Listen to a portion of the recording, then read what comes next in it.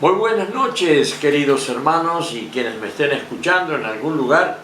Vamos a ocuparnos de las Escrituras durante media hora y lo vamos a hacer en esta serie que estamos presentando y es la realidad humana del Señor.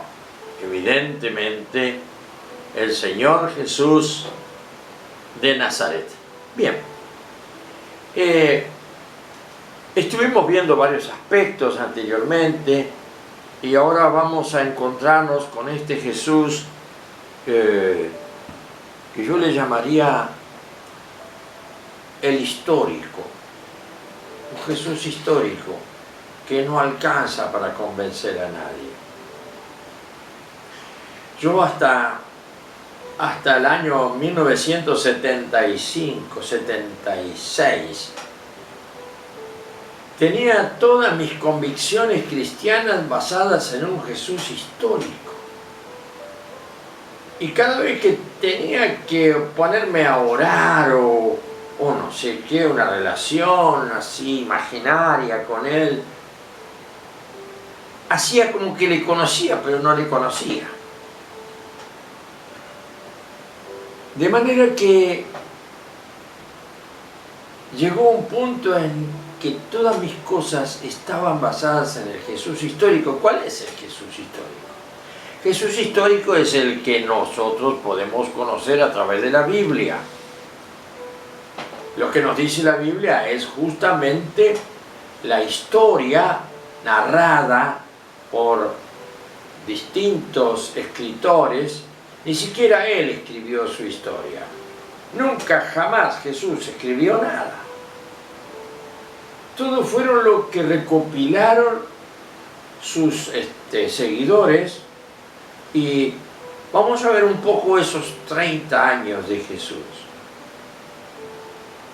El otro día, creo que fue el lunes, que presenté el caso de Juan llegando al punto de la resurrección, y yo establecí algo. Murió Jesús y se acabó todo. Porque en la fe, en la resurrección, no la puedo inventar yo, ni tampoco el libro que lo describe. Yo soy un ser pensante, y evidentemente todo lo que leía en la Biblia era como que, bueno, un boato de dos manos juntas que se levanta, pero mi mente estaba muy preocupada siempre, porque yo no me podía autoabastecer de una realidad que no podía experimentar ni ver. Entonces, mi fe era fruto de mi imaginación, de mi lógica historia de un pasado, de un hombre, muy bueno, por cierto. Y vamos a ver un poquito ahora cómo fue todo esto. Vamos a ver al Jesús histórico, pero van a aparecer cosas coyunturales, que significa cosas muy fuertes con respecto a que Él, mientras es el Jesús de la historia, como se le puede ver, dice cosas que no son de la historia de ningún hombre. Y eso es lo que más llama la atención a nuestra observación histórica. Vamos a ver. Los primeros años, algunos puntos yo voy a leer mi librito y lo vamos a explicar. Los primeros 30 años de su vida pasan en completo silencio. De ellos no se sabe más que el breve episodio de la peregrinación a Jerusalén, a que estaba obligado por primera vez a los 12 años al hacerse muchacho. Esto todo era una reglamentación. A los 12 años el varón tenía que empezar a ir todos los años a Jerusalén. Este tiempo no está señalado por estudios profundos, ni por encuentros con consecuencias, ni por grandes acciones. Era simplemente el cumplimiento de un reglamento. No oímos hablar ni una vez de acontecimientos espirituales especiales. Lo que se cuenta en las fuentes falsas, apócrifas, al margen de esa peregrinación, todo lo que se cuenta es apócrifo, o sea, leyenda. No está dando datos verídicos. Así, solo se puede decir que él, con mayúscula, llevó una vida como la llevaría cualquier persona en circunstancias análogas. ¿Qué quiere decir esto? Vivió como un chico, como un joven, como un adulto, como vive cualquier persona. Era uno más en el pueblo. Luego empieza su vida pública. Anuncia que ha llegado el reino de Dios. Empieza a hablar cosas raras. Que llegó el reino de Dios. ¿A dónde? ¿Qué es eso? Y comienza a presentar la exigencia que se le deje entrar al reino de Dios adentro de la persona.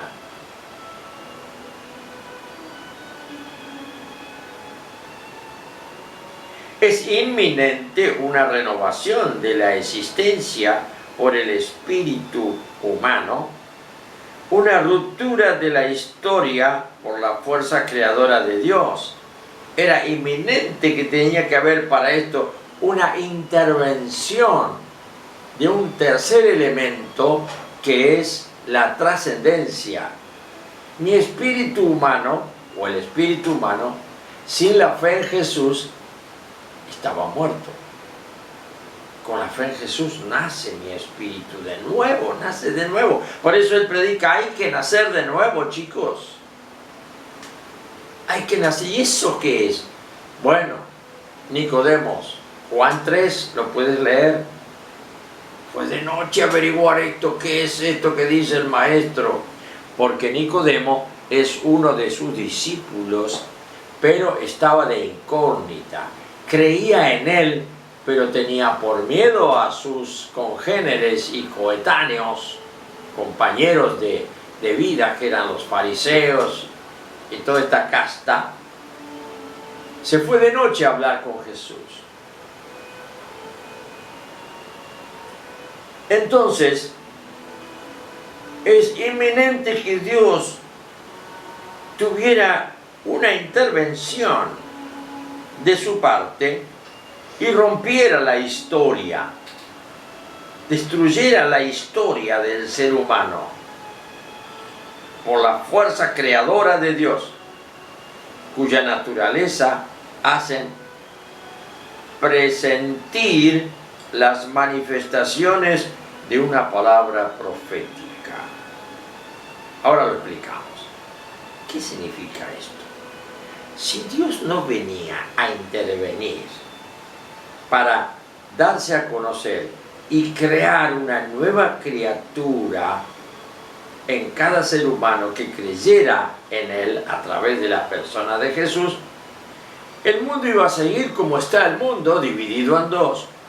Los que pueden vivir la experiencia de esa criatura nueva y los que siguen su vida natural. Te quiero ver ahora o leer ahora un pequeño corto pasaje de donde está esto dicho por el mismo Jesús. Juan 16. Jesús dice en el versículo 1, lo vamos a leer nada más. Estas cosas os he hablado para que no tengáis tropiezo. Os expulsarán de las sinagogas y aún viene la hora cuando cualquiera que os mate pensará que rinde un servicio a Dios. Tremendo. Está hablándoles a sus discípulos y a las personas que van a creer en Él, en su mensaje, y que por lo tanto iban a entrar en la nueva vida del reino de Dios para ir creciendo en el reino de Dios, en sus corazones, en el espíritu que ahora es vivificado por la fe en Jesús. Dice, y harán esto porque no conocen al Padre ni me conocen a mí. Mas os he dicho estas cosas para que cuando llegue esta hora, ustedes se acuerden de que yo ya os lo había dicho. Cuánta sorpresa tenemos en la vida nosotros, ¿no? ¿Por qué? Y porque vivimos como si no hubiera nada anunciado proféticamente de lo que nos iba a pasar a partir del día que creyéramos en Jesús. Por eso, velad y orad para no caer en la pérdida de esa vida que vino por el poder del Espíritu Santo de Dios. Esto no os lo dije al principio porque yo estaba con ustedes. Le sigue hablando Jesús a sus 12. Pero ahora voy al que me envió y ninguno de ustedes me pregunta, ¿a dónde vas?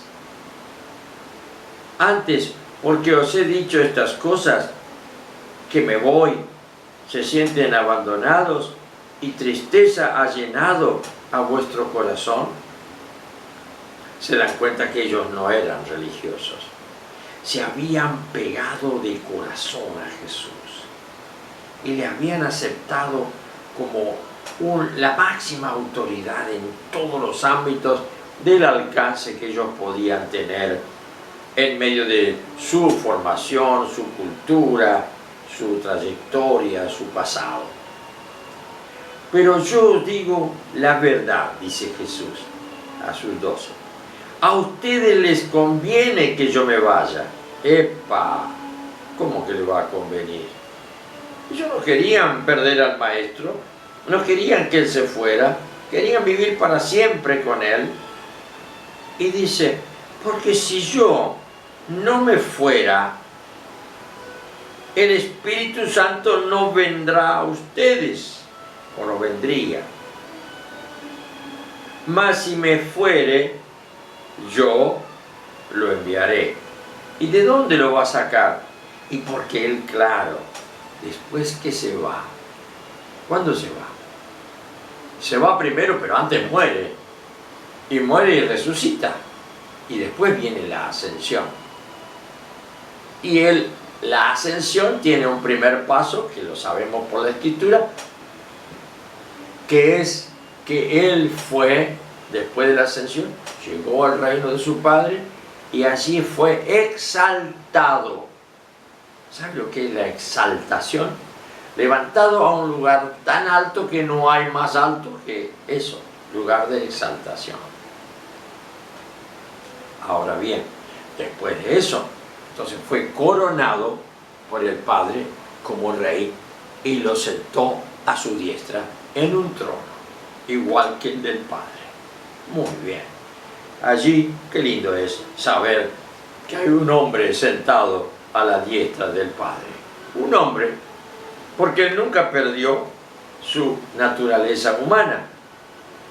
Así como nosotros estamos en este tiempo tratando todos los días de sujetarnos, dejar de ser nosotros mismos, para darle lugar a que la naturaleza divina, como dice en 2 de Pedro, crezca en nosotros. ¿Te animas a creer en esto? Eso es entregarle esta misma noche al Señor. No hagas un pacto, sino dale una promesa. Señor, te prometo sujetarme porque quiero conocer y experimentar tu naturaleza divina. ¿Y qué sería eso? Una experiencia interior mayor que las que siente cualquier ángel del reino de Dios.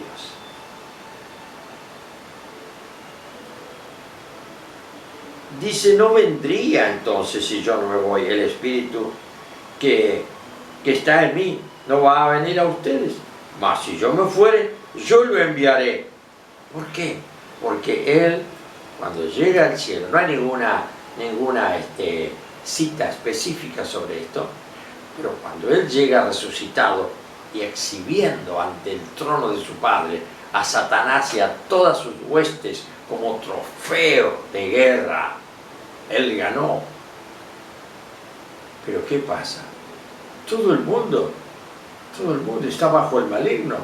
El diablo sabe que está perdido, pero él sigue con su naturaleza de ser el mentiroso desde el principio. Por lo tanto, el mundo está bajo la sombra de su mentira y promesas falsas. Y están totalmente atados a su propia suerte. ¿Y el diablo qué hace? Se alimenta de ellos, se los come cuando se mueren y se los lleva al infierno. Bien, veamos acá el tema.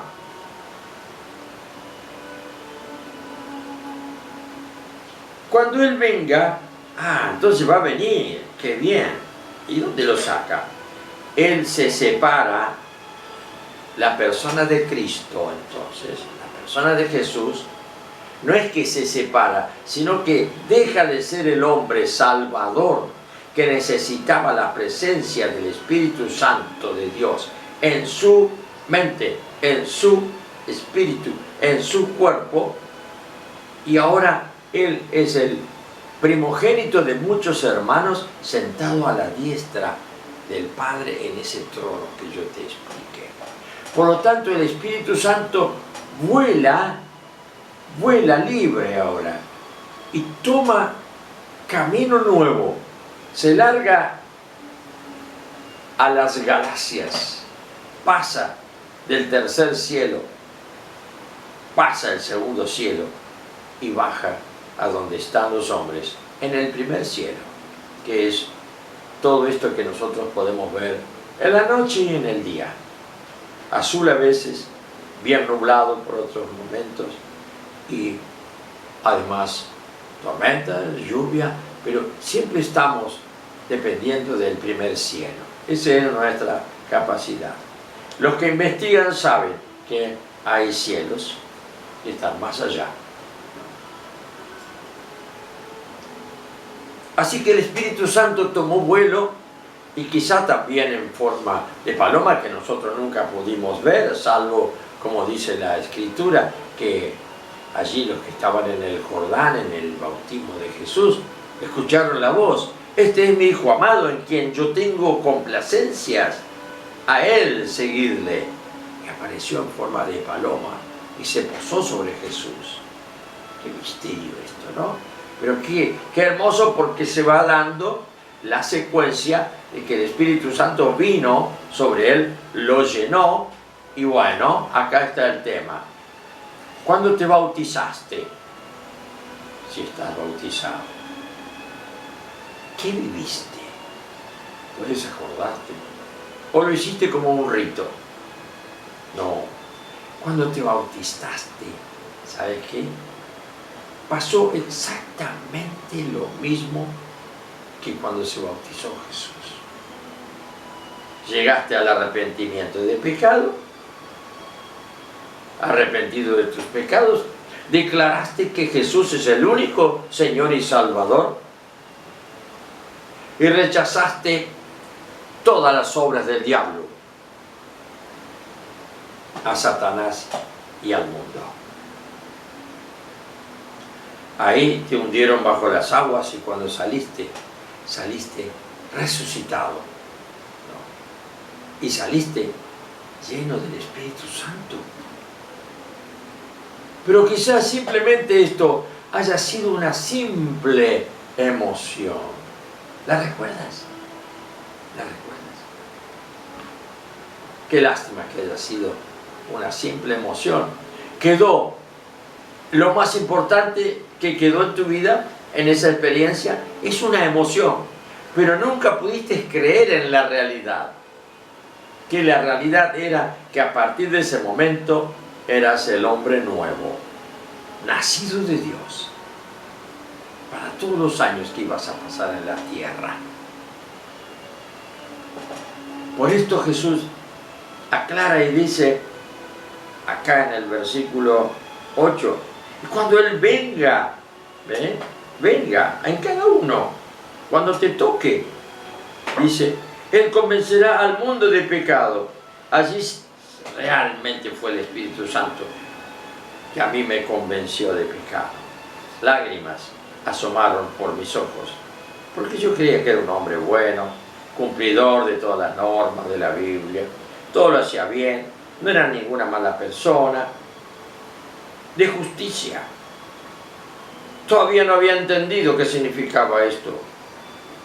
Él me convenció adentro de justicia. ¿Qué significa? Que Jesús fue ajusticiado por mí y el Espíritu Santo me lo mostró y me mostró a Jesús clavado en una cruz, sin que yo pensara que murió por los hombres, no, solo pensaba. Me acuerdo bien este momento en que vi al Señor, solo yo pensaba que murió por mí. Fue tremendo. Pude ahora entender qué significaba este versículo 8 del capítulo 16 de Juan. Me convenció de justicia, que la justicia ya se había realizado, que el Padre castigó a su Hijo unigénito, llamado Jesús de Nazaret, porque había vivido en Nazaret, oriundo de allí. Ahora lo castigó y le cargó el pecado de toda la humanidad, no solamente el mío, y por eso murió bajo el peso del pecado. Tanto el dolor físico, pero sobre todo el dolor espiritual. Por algo hay una distinción en la Escritura que nos habla que vinieron los soldados a quebrarle las piernas a los tres crucificados, porque eso hacía que fuera tanto el dolor que sufría un crucificado, que si le quebraban las piernas era la última sensación de dolor, porque después de eso moría. Sin embargo, Jesús tenía que cumplir la profecía. Por eso vino un soldado y le traspasó, le hundió el costado con una lanza, para cumplir aquella profecía que dice el Antiguo Testamento: todos mirarán al que traspasaron. Y allí justamente queda demostrado que Jesús, de los otros dos que estaban vivos todavía, Jesús ya estaba muerto hacía un rato, quizá un rato largo. ¿Por qué? Porque fue mucho más fuerte el dolor, el sufrimiento, que lo mató. Porque los otros no tenían la carga del pecado de la humanidad. Pero Jesús cargó con mi pecado, con el tuyo, y mis pecados, y los tuyos, y el de toda la humanidad, después de 2000 años, lo destrozaron. Lo destrozaron. Cuerpo, espíritu y alma fueron destrozados por esta justicia que Dios hizo. ¿Cómo comprender esto? Si no recibes el Espíritu Santo, esto no lo entendés nunca, mi querido hermano. Así que busca otra vez renovar tu bautismo y pedirle al Señor que te llene otra vez de su Espíritu para poder ver esto que te estoy explicando ahora. Convencerás al mundo de pecado. Los religiosos somos todos. Yo era un mundano. Cumplía todo, Dios me amaba, etcétera, etcétera, etcétera, pero no entendía nada. Hoy te puedo asegurar que no soy ni más que vos, ni más que nadie, pero hoy mi fe se ha transformado.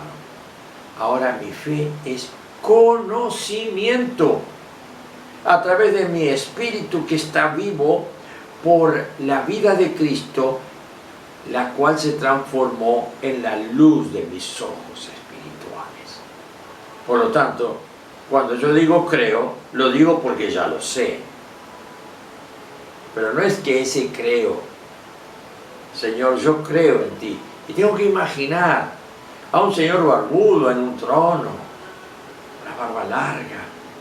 O tengo que imaginar algo para que mi mente se conforme y con las manos juntas diga: Señor, tú esto y lo otro. No hace falta. Ahora vos lo sabés, te golpea adentro todo tu ser ese conocimiento de lo que Jesús hizo por vos y por la humanidad. Murió. El pecado tuyo, el mío y el de tantos después de 2000 años fulminaron a este ser maravilloso, que era el Hijo de Dios, que había venido para justamente esto, que después que Él muriera, resucitara, ascendiera y fuera sentado en el trono, vino el Espíritu Santo y me convenció a mí y a ti, si es que así ha sucedido, de pecado, de justicia, y ahora queda el último, y de juicio. Jesús lo explica esto, ¿no? De pecado, por cuanto no creen en mí. O sea que el pecado más grande es el del religioso que no cree, porque no tiene al Espíritu Santo, tiene conceptos, preceptos y sacramentales. Acá el tema es ahora, ¿quién te convenció que eras un pecador y que tenías que arrepentirte? ¿Quién te convenció? Si vos estabas bien, cumplías con todo. No, acá se cumple. Yo me tengo que ir para que venga el Espíritu Santo que está en mí y los convenza a ustedes de pecado, los convenza del juicio que va a suceder sobre mí y que yo voy a ser el Salvador de la humanidad. Y el tercero, de juicio. ¿Por qué? Y dice, por cuanto voy al Padre y no me veréis más. Y de juicio, por cuanto el príncipe de este mundo ha sido juzgado, ya está condenado al lago de fuego.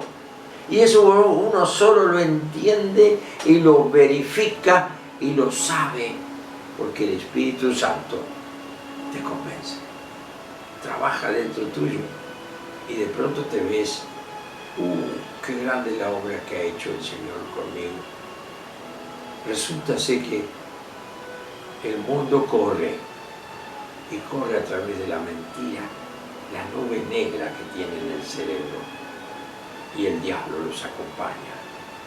Pero ahora tú y yo sabemos que el diablo fue juzgado y ya está el juicio terminado. Está esperando que venga el Señor Jesús en su segunda venida para que Él le llegue el tiempo a Él de salir de este mundo e ir al lugar que Él sabe que tiene que ir, el lago de fuego, donde el gusano y todos los que van con Él, todos van a ir. El gusano no muere y la llama nunca se apaga. Qué tremendo esto, ¿no es cierto? Qué tremendo. Te decía en estos versículos, bueno, vamos a leer el 12 para terminar esta noche. Aún tengo muchas cosas que decirles, pero ahora no las pueden entender. Es como cuando uno escucha cosas y trata de... no entiende nada. Pero cuando venga el Espíritu que está con mayúscula, el Espíritu de verdad, Él os guiará a toda la verdad, a conocer la verdad. No te lo pierdas, hermano mío, porque no hablará por su propia cuenta, sino que hablará todo lo que oyere de mí y os hará saber las cosas que habrán de venir. Yo no te estoy diciendo que el Señor viene en su segunda venida porque se me ocurre o porque está en la Biblia, porque yo lo sé, por eso te lo digo. Él me glorificará porque tomará de lo mío y os lo hará saber. Ahí está. Lo que sabes del Señor, lo que sabes de la Escritura, lo que sabes del reino, es porque Él, cuando entró en vos, comenzó una obra, pero quizá vos ya lo ataste como la mascota con una cadenita allá al fondo de tu terreno. Y el pobre ladra como un perrito, pero está atado. Suéltalo. Dile, Señor, yo te suelto esta noche y haz de mí tu prisionero. Que el Señor te bendiga esta noche.